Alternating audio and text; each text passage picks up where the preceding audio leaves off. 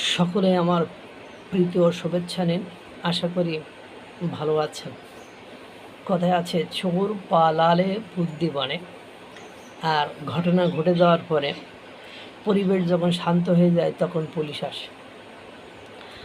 তা মিস্টার নাহিদ ইসলাম যখন পরাগ জৈন, বাংলাদেশের রয়ের প্রধান পরাগ জৈন, ভারতের রয়ের প্রধান পরাগ জৈন যখন বাংলাদেশে এসেছিল তখন নাহিদ ইসলাম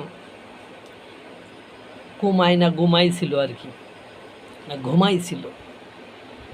সব কর্মকাণ্ড শেষ করে চলে গেল।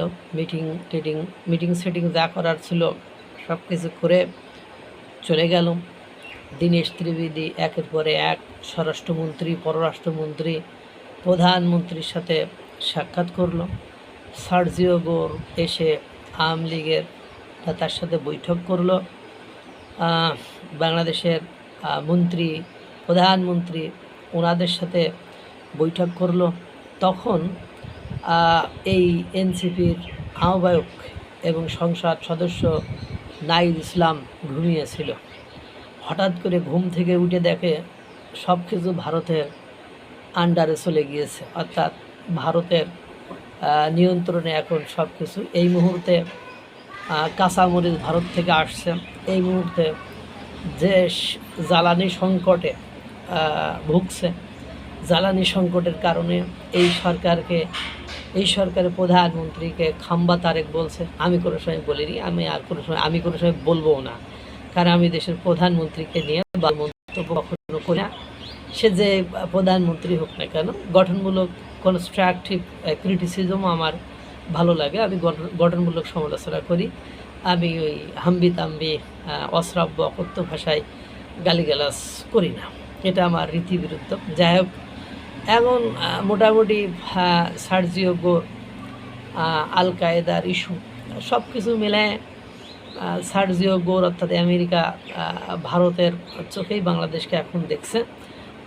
এবং আপনারা জানেন দ্বিপক্ষীয় সম্পর্কের জন্য বর্তমান সময়ে বাংলাদেশের মাননীয় প্রধানমন্ত্রী তারেক রহমানকে ভারত দাওয়াত দিয়েছে এবং তারেক রহমান ভারতে যাওয়া ছাড়া এই মুহূর্তে বিকল্প কোনো কিছু আছে বলে বোঝা যাচ্ছে না বা জানাও যাচ্ছে না। যেমন উনি ইতিমধ্যে মালয়েশিয়া থেকে ঘুরে এসেছেন, কিন্তু মালয়েশিয়ার থেকে কোনো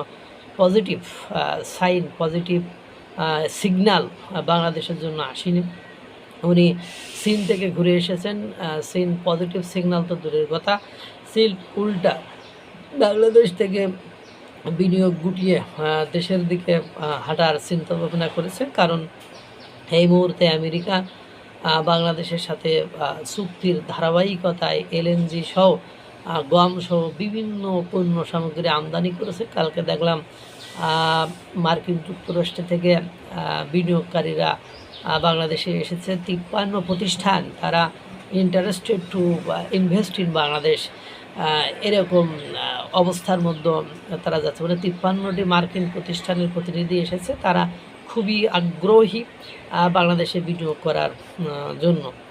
এই মুহূর্তে এখন ভারত এই ক্ষেত্রে যদি বাধাগ্রস্ত করে, তাহলে মার্কিন যুক্তরাষ্ট্র বাংলাদেশে বসে স্বাচ্ছন্দ্যে কাজ করতে পারবে না।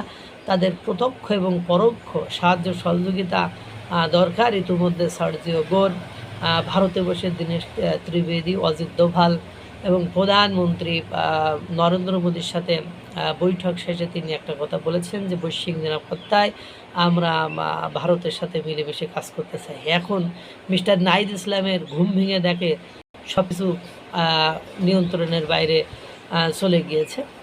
এখন তারেক রহমান ভারতে যাওয়ার প্রস্তুতি নিচ্ছে। এখন উনি বলছেন তারেক রহমান ভারতে যেতে পারবেন না, কারণ শেখ হাসিনা ভারতে রয়েছে, সেই ইস্যুতে এখনও অবস্থান পরিষ্কার করি নাই।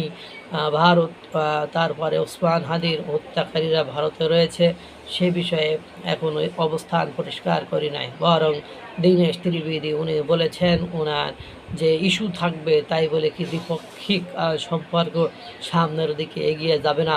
স্বাধীনতা সার্বভৌমত্বকে বিসর্জন দিয়ে তারেক রহমান ভারতে যেতে পারবেন না।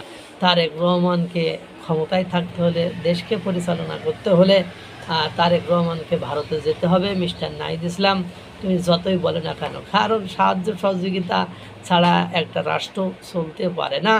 আর সাহায্য সহযোগিতা তুমি ক্ষমতায় এসে 5ই আগস্ট 2024 পরে যাদের সাথে বন্ধুত্ব করিয়া আসো, তাদের নিজেদেরই অবস্থা এতটা নগণ্য, এতটা খারাপ, তাদের নিজেদেরই কোনো অস্তিত্ব নেই। সুতরাং হুমকি ধুমকি দিয়ে লাভ নেই।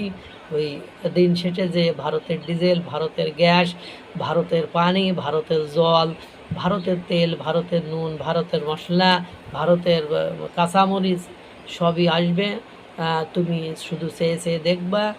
আর ইতিমধ্যে আপনারা দেখেছেন কিভাবে রেলের বগি আসতেছে, কিভাবে একের পর এক ব্যবসায়িক ক্ষেত্রে ভারত এর সাথে সম্পর্ক করতে এগিয়ে যাচ্ছে বাংলাদেশ সরকার।